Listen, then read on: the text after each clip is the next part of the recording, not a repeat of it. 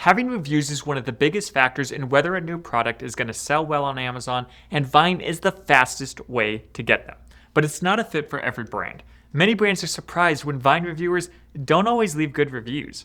I've had clients use Amazon Vine hundreds of times, and I'm going to show you which types of products are usually a good fit for the program and which types usually lead to just negative reviews instead. In this video, I'll show you exactly how the Vine program works and what it actually costs to enroll, the specific types of products that do well in Vine versus ones that don't, some alternatives to the Vine program, and a few things you can do to set up your listing so reviewers are more likely to leave you great reviews. A while back, I was at a conference with other Amazon service providers, and a VP from Amazon shared something about their data. They found that the number of reviews on a product makes a bigger difference to customers than the star rating, or what people actually wrote in the reviews. In fact, they specifically said that 27 reviews is the number of reviews customers mentally treat as having social proof. Now, that doesn't mean you want reviews at any cost, though. If a product drops below 3.8 stars, that's when the icons round down and they appear as less than 4 stars to customers.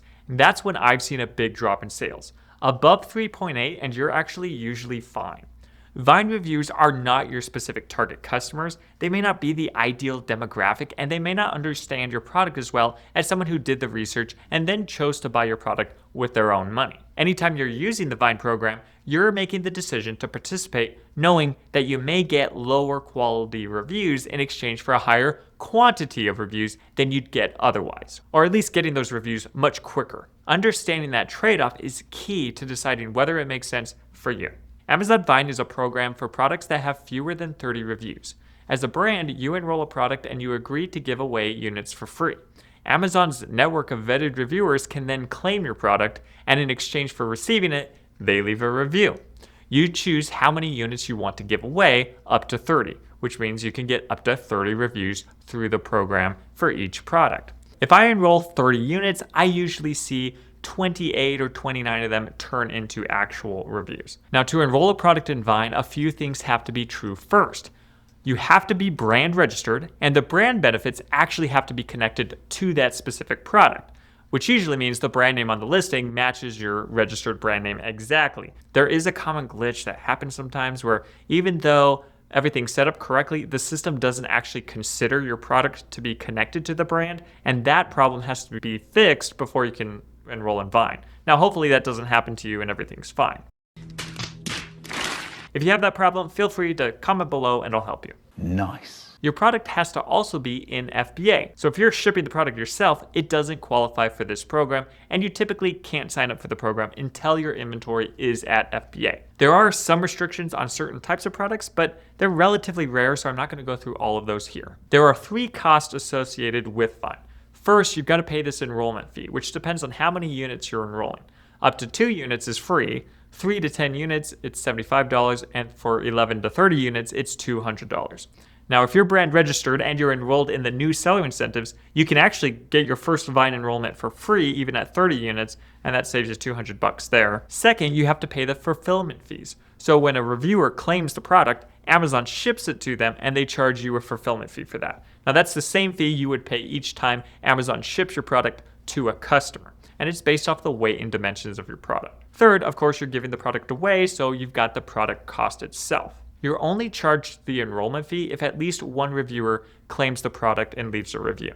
If no one were to claim one or no one were to leave a review, you would not pay the enrollment fee. However, if you enrolled 30, you don't know if all 30 of those are going to be claimed. There may not be 30 of the reviewers that want to get the product and leave a review for it. Now let's talk about these Vine reviewers. They're not like typical customers, and it helps to understand that before you enroll. Now, they tend to write longer, more detailed reviews, and a lot of them review similar products regularly, so they know what to look for. That also makes them a bit more critical. They might like everything about your product, but if they think the price is high compared to similar products, they'll often leave 4 stars instead of 5.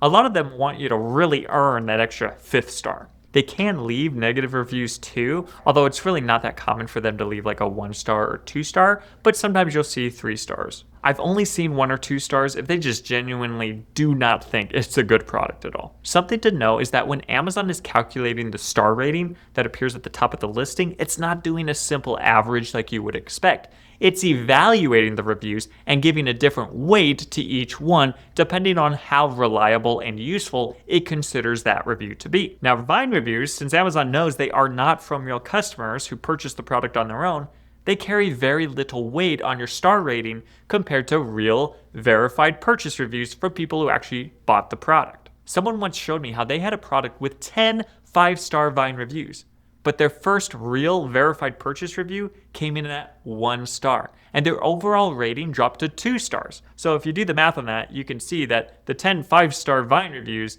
are not getting even close to the amount of weight in that calculation compared to that one real review.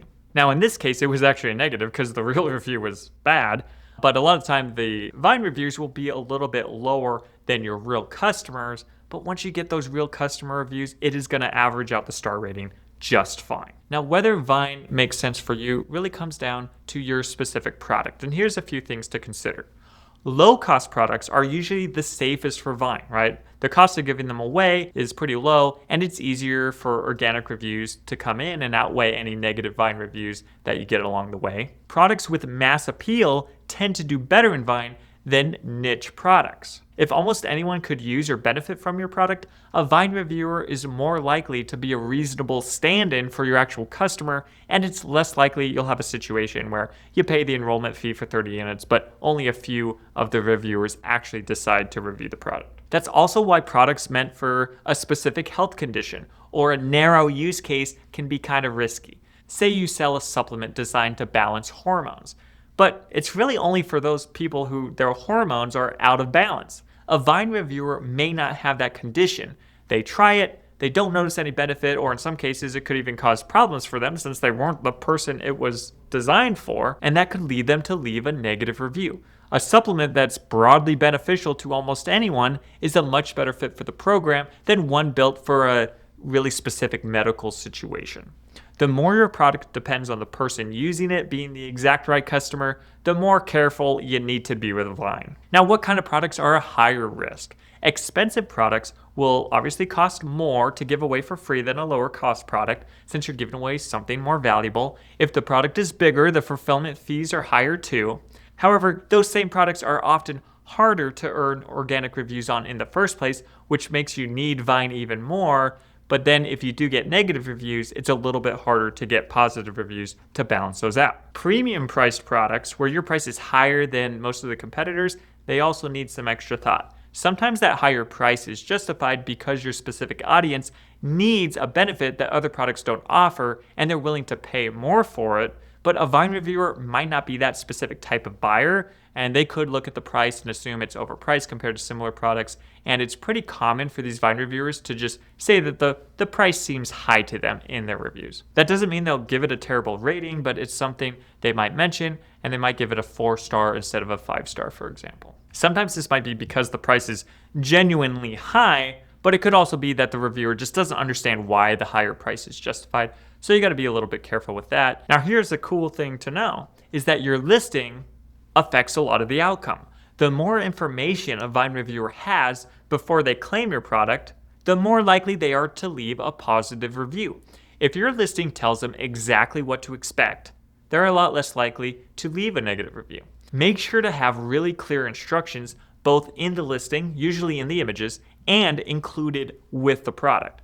If it's something where sizing matters, like clothing, make sure to have a sizing chart that's really clear and easy to understand so that they select the correct size. You want clear information on what the product is and isn't compatible with. If it's the type of product that has ingredients, make sure those are obvious. Typically, you want the nutrition facts in one of the images, and you may want a graphic that explains the ingredients, especially if there's anything you can show to portray the quality of the ingredients.